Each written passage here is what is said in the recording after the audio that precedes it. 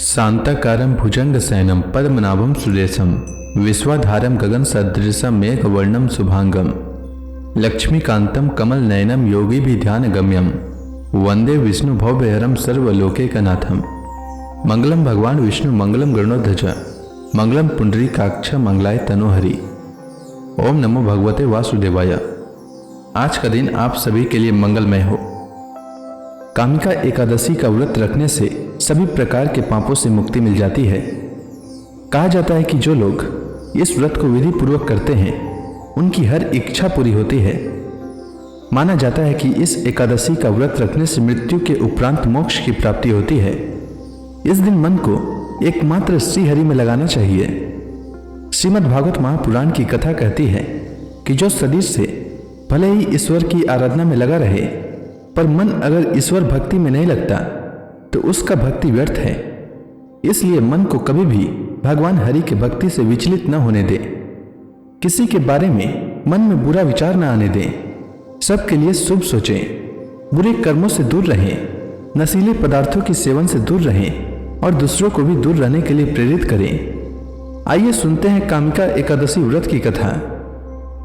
सब धर्मों के ज्ञाता, वेद और शास्त्रों के अर्थ ज्ञान में पारंगत, सबके हृदय में रमण करने वाले श्री विष्णु के तत्व को जानने वाले तथा भगवत परायण प्रहलाद जी जब सुखपूर्वक बैठे हुए थे उस समय उनके समीप स्वधर्म का पालन करने वाले महर्षि कुछ पूछने के लिए आए। महर्षियों ने कहा, प्रहलाद जी, आप कोई ऐसा साधन बताइए जिससे ज्ञान, ध्यान और इंद्रिय निग्रह के बिना ही अनायास भगवान विष्णु का परम पद प्राप्त हो जाता है। उनके ऐसा कहने पर संपूर्ण लोगों के हित के लिए उद्धत रहने वाले विष्णु भक्त महाभाग प्रहलाद जी ने संक्षेप में इस प्रकार कहा, महर्षियों, जो 18 पुराणों का सार से भी सारतर तत्व है जिसे कार्तिकेय जी के पूछने पर भगवान शिव ने उन्हें बताया था उसका वर्णन करता हूं, सुनिए। महादेव जी ने कार्तिकेय जी से कहा, जो कली में एकादशी की रात में जागरण करते समय वैष्णव शास्त्र का पाठ करता है उसके कोटि जन्मों के किए हुए 4 प्रकार के पाप नष्ट हो जाते हैं। जो एकादशी के दिन वैष्णव शास्त्र का उपदेश करता है उसे मेरा भक्त जानना चाहिए। जिसे एकादशी के जागरण में निद्रा नहीं आती तथा जो उत्साह पूर्वक नाचता और गाता है वह मेरा विशेष भक्त है। मैं उसे उत्तम ज्ञान देता हूँ और भगवान विष्णु मोक्ष प्रदान करते हैं। अतः मेरे भक्त को विशेष रूप से जागरण करना चाहिए। जो भगवान विष्णु से वैर करते हैं उन्हें पाखंडी जानना चाहिए। जो एकादशी को जागरण करते और गाते हैं उन्हें आधे निमेष में अग्निष्टोम तथा अतिरात्र यज्ञ के समान फल प्राप्त हो जाता है। जो रात्रि जागरण में बारंबार भगवान विष्णु के मुखार बिंद का दर्शन करते हैं उनको भी वही फल प्राप्त होता है।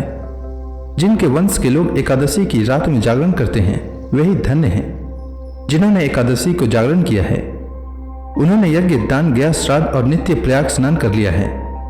उन्हें सन्यासियों का पुण्य भी मिल गया और उनके द्वारा इष्टपूर्त कर्मों का भी भली भांति पालन हो गया।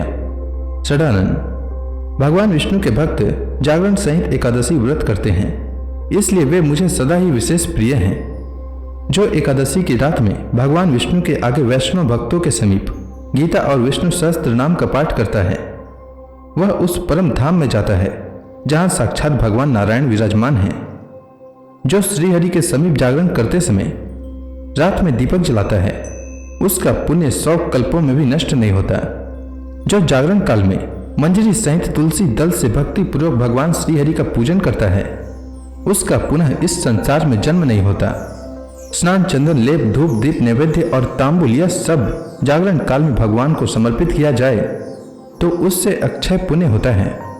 कार्तिकेय, जो भक्त मेरा ध्यान करना चाहता है वह एकादशी की रात्रि में श्रीहरि के समीप भक्ति पूर्वक जागरण करे। एकादशी के दिन जो लोग जागरण करते हैं उनके शरीर में इंद्र आदि देवता आकर स्थित हो जाते हैं। जो जागरण काल में महाभारत का पाठ करते हैं वे उस परम धाम में जाते हैं जहां सन्यासी महात्मा जाया करते हैं। जो उस समय श्री रामचंद्र जी का चरित्र 10 कंठवध पढ़ते हैं वे योग वेताओं की गति को प्राप्त होते हैं। जिन्होंने श्रीहरि के समीप जागरण किया है उन्होंने चारों वेदों का स्वाध्याय, देवताओं का पूजन, यज्ञों का अनुष्ठान तथा सब तीर्थों में स्नान कर लिया। श्री कृष्ण से बढ़कर कोई देवता नहीं है और एकादशी व्रत के समान दूसरा कोई व्रत नहीं है। जहाँ भागवत शास्त्र है, भगवान विष्णु के लिए जहाँ जागरण किया जाता है और जहाँ सालग्राम शिला स्थित होती है, वहाँ साक्षात भगवान विष्णु उपस्थित होते हैं। कामिका एकादशी व्रत की कथा के अनुसार महाराज युधिष्ठिर ने भगवान श्री कृष्ण से कहा, हे प्रभु, मैंने आषाढ़ माह के शुक्ल पक्ष की देवसैनी एकादशी का सविस्तार वर्णन सुना। अब आप मुझे श्रावण माह के कृष्ण पक्ष की एकादशी की कथा सुनाने की कृपा करें। इस एकादशी का क्या नाम है? इसकी विधि क्या है? इसमें किस देवता का पूजन होता है? इसका उपवास करने से मनुष्य को किस फल की प्राप्ति होती है? भगवान श्री कृष्ण ने कहा, हे धर्मराज युधिष्ठिर, मैं श्रावण माह की पवित्र एकादशी की कथा सुनाता हूँ। ध्यान पूर्वक श्रवण करो। एक बार इस एकादशी की पावन कथा को ब्रह्मा जी ने लोकहित के लिए नारद जी से कहा था। एक समय नारद जी ने ब्रह्मा जी से कहा, हे पितामह, आज मेरी श्रावण के कृष्ण पक्ष की एकादशी की कथा सुनने की इच्छा है, अतः आप इस एकादशी की व्रत कथा विधान सहित सुनाइए। नारद जी की बात को सुनकर ब्रह्मा जी ने कहा, हे नारद जी, आपने बहुत ही सुंदर प्रस्ताव किया है। अब आप बहुत ध्यानपूर्वक इसे श्रवण कीजिए। श्रावण माह के कृष्ण पक्ष की एकादशी का नाम कामिका है। इस एकादशी की कथा सुनने मात्र से ही वाजपेय यज्ञ के फल की प्राप्ति होती है। कामिका एकादशी के उपवास में शंख चक्र और गदाधारी भगवान विष्णु का पूजन होता है। जो मनुष्य इस एकादशी को धूप दीप नैवेद्य आदि से भगवान विष्णु की पूजा करते हैं, उन्हें गंगा स्नान के फल से भी उत्तम फल की प्राप्ति होती है। सूर्य ग्रहण और चंद्र ग्रहण में केदार और कुरुक्षेत्र में स्नान करने से जिस पुण्य की प्राप्ति होती है, वह पुण्य कामिका एकादशी के दिन भगवान विष्णु की भक्ति पूर्वक पूजा करने से प्राप्त हो जाता है। भगवान विष्णु की श्रावण माह में भक्ति पूर्वक पूजा करने का फल समुद्र और वन सहित पृथ्वी दान करने के फल से भी ज्यादा होता है। व्यतिपात में गंडकी नदी में स्नान करने से जो फल प्राप्त होता है, वह फल भगवान की पूजा करने से मिल जाता है। संसार में भगवान की पूजा का फल सबसे अधिक है, अतः भक्ति पूर्वक भगवान की पूजा न बन सके तो श्रावण माह के कृष्ण पक्ष की कामिका एकादशी का उपवास करना चाहिए। आभूषणों से युक्त बछड़ा सहित गौदान करने से जो फल प्राप्त होता है, वह फल कामिका एकादशी के उपवास से मिल जाता है। जो उत्तम द्विज श्रावण माह के कृष्ण पक्ष की कामिका एकादशी का उपवास करते हैं तथा भगवान विष्णु का पूजन करते हैं, उनसे सभी देव, नाग, किन्नर और पितृ आदि की पूजा हो जाती है। इसलिए पाप से डरने वाले व्यक्तियों को विधि विधान सहित इस उपवास को करना चाहिए। संसार सागर तथा पापों में फंसे हुए मनुष्यों को इससे मुक्ति पाने के लिए कामिका एकादशी का व्रत करना चाहिए। कामिका एकादशी के उपवास से भी पाप नष्ट हो जाते हैं। संसार में इससे अधिक पापों को नष्ट करने वाला और कोई उपाय नहीं है। हे नारद जी, स्वयं भगवान ने अपने मुख से कहा है कि मनुष्यों को अध्यात्म विद्या से जो फल प्राप्त होता है, उससे अधिक फल कामिका एकादशी का व्रत करने से मिल जाता है। इस उपवास को करने से मनुष्य को न तो यमराज के दर्शन होते हैं और न ही नरक के कष्ट भोगने पड़ते हैं, वह स्वर्ग का अधिकारी बन जाता है। जो मनुष्य इस दिन तुलसी दल से भक्ति पूर्वक भगवान विष्णु का पूजन करते हैं, वे इस संसार सागर में रहते हुए भी इस प्रकार अलग रहते हैं, जिस प्रकार कमल पुष्प जल में रहता हुआ भी जल से अलग रहता है। तुलसी दल से भगवान श्रीहरि का पूजन करने का फल 1 बार स्वर्ण और 4 बार चांदी के दान के फल के बराबर है। भगवान विष्णु रत्न, मोती, मणि आदि आभूषणों की अपेक्षा तुलसी दल से अधिक प्रसन्न होते हैं। जो मनुष्य प्रभु का तुलसी दल से पूजन करते हैं, उनके सभी पाप नष्ट हो जाते हैं। हे नारद जी, मैं भगवान की अति प्रिय श्री तुलसी जी को प्रणाम करता हूँ। तुलसी जी के दर्शन मात्र से मनुष्य के सभी पाप नष्ट हो जाते हैं और शरीर के स्पर्श मात्र से मनुष्य पवित्र हो जाता है। तुलसी जी को जल से स्नान कराने से मनुष्य की सभी यम यातनाएं नष्ट हो जाती है। जो मनुष्य तुलसी जी को भक्ति पूर्वक भगवान के श्री चरण कमलों में अर्पित करता है, उसे मुक्ति अवश्य मिलती है। इस कामिका एकादशी की रात्रि को जो मनुष्य जागरण करते हैं और दीप दान करते हैं, उनके पुण्यों को लिखने में चित्रगुप्त भी असमर्थ हैं। कामिका एकादशी के दिन जो मनुष्य भगवान के सामने दीपक जलाते हैं, उनके पिता स्वर्गलोक में अमृत का पान करते हैं। भगवान के सामने जो मनुष्य घी या तिल के तेल का दीपक जलाते हैं, उनको सूर्यलोक में भी सहस्त्रों दीपकों का प्रकाश मिलता है। कामिका एकादशी का व्रत प्रत्येक मनुष्य को करना चाहिए। हे नारद, अब मैं तुम्हें एक प्राचीन इतिहास सुनाता हूँ, तुम ध्यान पूर्वक श्रवण करो। एक गांव में एक वीर क्षत्रिय रहता था। एक दिन किसी कारणवश उसकी ब्राह्मण से हाथापाई हो गई और ब्राह्मण की मृत्यु हो गई। अपने हाथों मरे गए ब्राह्मण की क्रिया उस क्षत्रिय ने करनी चाहिए, परंतु पंडितों ने उसे क्रिया में शामिल होने से मना कर दिया। ब्राह्मणों ने बताया कि तुम पर ब्रह्म हत्या का दोष है, पहले प्रायश्चित कर इस पाप से मुक्त हो, तब हम तुम्हारे घर भोजन करेंगे। इस पर क्षत्रिय ने पूछा कि इस पाप से मुक्त होने के क्या उपाय हैं। तब ब्राह्मणों ने बताया कि श्रावण माह की कृष्ण पक्ष की एकादशी को भक्ति भाव से भगवान नारायण का व्रत एवं पूजन कर ब्राह्मणों को भोजन करा के सदक्षिणा के साथ आशीर्वाद प्राप्त करने से इस पाप से मुक्ति मिलेगी। ब्राह्मणों के कहे अनुसार उस क्षत्रिय ने कामिका एकादशी का व्रत किया।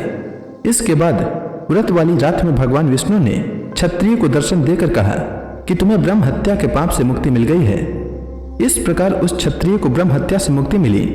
हे नारद, इस व्रत को करने से ब्रह्म हत्या आदि सभी पाप नष्ट हो जाते हैं और इस लोक में सुख भोग कर प्राणी अंत में विष्णु लोक को जाते हैं। इस कामिका एकादशी के महात्म्य के श्रवण से मनुष्य स्वर्ग लोक को प्राप्त करते हैं। तो इसी के साथ कामिका एकादशी व्रत की कथा समाप्त होती है। तो प्रेम से बोलिए विष्णु भगवान की जय, श्री कृष्ण भगवान की जय, समस्त देवी देवताओं की जय। अब आप सभी हाथ जोड़कर भगवान श्री हरि का ध्यान करें। आरती होने वाली है। ओम जय एकादशी माता, मैया जय एकादशी माता। विष्णु पूजा व्रत को धारण करके, विष्णु पूजा व्रत को धारण करके शक्ति मुक्ति पाता। ओम जय एकादशी माता। तेरे नाम गिनाऊं देवी, भक्ति प्रदान करनी, भक्ति प्रदान करनी। गण गौरव की देनी माता, गण गौरव की देनी माता, शास्त्रों में बरनी। ओम जय एकादशी माता।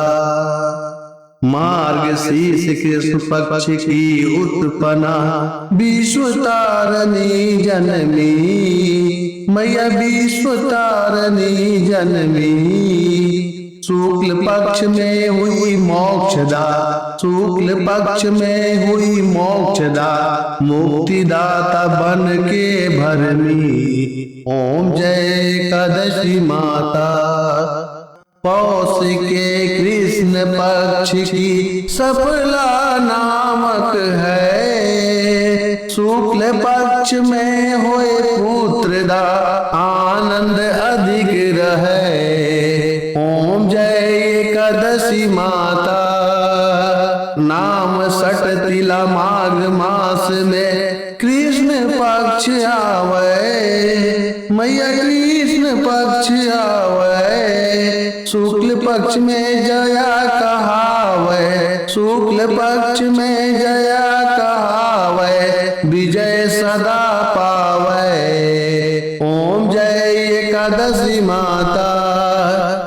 विजया फाल्गुन कृष्ण पक्ष में शुक्ला अमला की, मैया शुक्ला अमला की। पाप मोचनी कृष्ण पक्ष में चैत्र महाबली की। ओम जय एकादशी माता। चैत्र शुक्ल में नाम कामदा, धन देने वाली, मैया धन देने वाली। नाम बरूथनी कृष्ण पक्ष में बैसाख माहवाली। ओम जय एकादशी माता।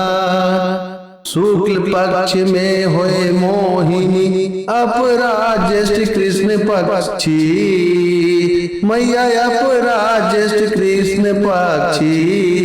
नाम निर्जला सब सुख करने, शुक्ल पक्ष रखी। ओम जय एकादशी माता।